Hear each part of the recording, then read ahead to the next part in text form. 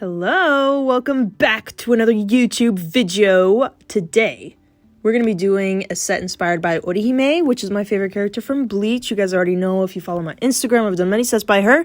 Inspired by her. This is a dragon. I already did. This is going so fast. Okay. That's the picture that I'm going to base Orihime on. Okay, you guys bear with me. This is my, second voiceover of my life. First, we're going to do...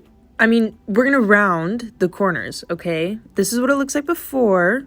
Now we're rounding them, and it's gonna look so much better. Ready? Boom! There you go. Look at that. I swear it makes such a big difference when I tell you guys that is my biggest pet peeve to see square. Hey, girl!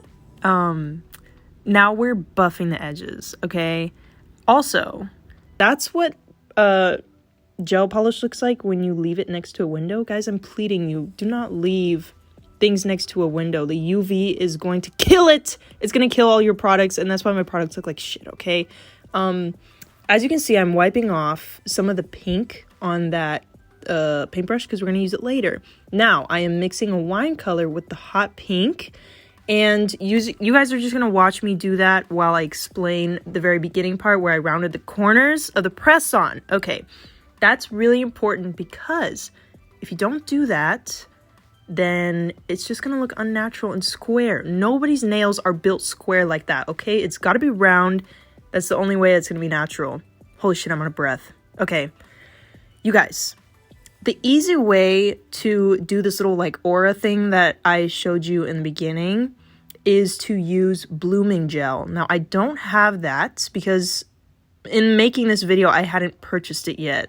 So, I'm using a little sponge. The first thing I did was put the little circle on the bottom. Oh my god, now we're using glitter. Fuck, this is going so fast. Okay, we're on the glitter part now. And then I'm just going back and using the sponge, darkening the middle.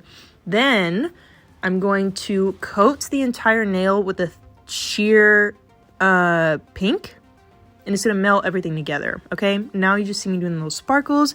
Guys, I want you to pay attention to how much gel polish is on my paintbrush right now. I'm using the 15mm brush by Nailz by Dev. She makes amazing products, and that's how I get the sparkles nice, long, and thin. I've been doing it like that lately because I just like the creepy-ish way that they look when they're all sharp like that. Now we're gonna make skin color, not just any skin color. We're gonna do Orihime's skin color, okay? This is how I do it. I just mix yellow with white, and then the more red you put in, the more pinkish it's gonna look, and that's how it's going to, look like skin color, not just like she has jaundice, okay? Another brush. I think this is 5mm. These are the short ones that I use for a lot of color. I haven't been able to breathe. Let me just take a little breather, okay? You can just watch the video. I don't need to narrate the whole thing. Okay, I took a little breather and now I'm back. My lungs are full, and I'm gonna explain to you a little bit more about why I just buffed the outsides of the nails. The reason why I do that is because I feel like I don't need to do it on the whole nail. And I think that's a good enough explanation as it is, Don't do things that you don't have to do. And I find that the gel polish does not lift off of the nails that I make when I buff only the outside. So you don't really, in my experience, I don't need to buff the whole nail. By the way, this is what it looks like so far. You can see the outline more clearly on the bottom. Now we're gonna get to outlining. This is my favorite. Actually, no, this is not my favorite part. My favorite part is doing, well, you'll see. I don't want to give too much away yet. Anyways, I also want to explain what I've been doing by wiping the paintbrushes that I use. And by paintbrush, I mean the gel polish applicator, I guess. I do this a lot, pretty much every single set. If I'm painting a wide area with color that I've made myself, that does not exist in a bottle, I will still just use that, polish applicator, but you have to wipe it off, obviously, because of the color. This is the 9mm that I like to use. I find that using this on, areas where you need to, with a lot of surface area, like her hair, it's a lot of orange. So if you want to paint a larger area, shorter brushes are easier. I use longer brushes for more details. And by the way, I want to point out the shadow underneath her eyes. I barely put any color there, guys, and it just makes it pop so much, you know? And this is another trick that I like to do. Flattening the end of the brush will make it basically an ombre applicator, you know? It makes it really easy to feather things out. There's a motorcycle outside my house. I hope you guys don't hear that. That's my favorite part. You guys want to know my favorite part? It was that. I like doing the blush and I like doing the highlights. Okay, I'm gonna pause right now.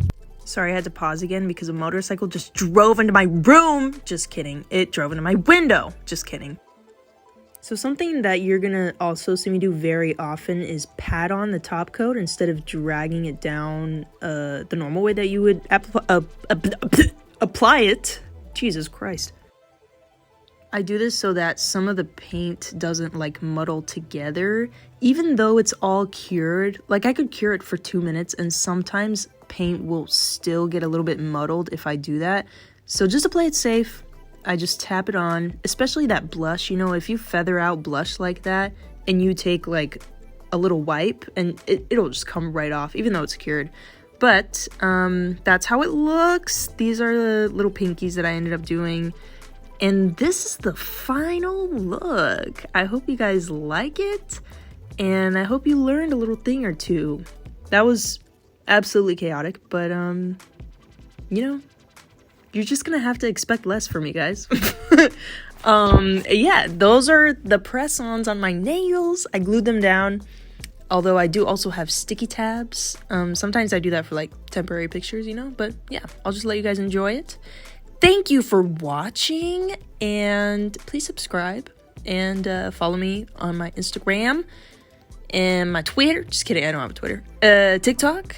And I'm gonna be getting a new camera soon. Okay, bye.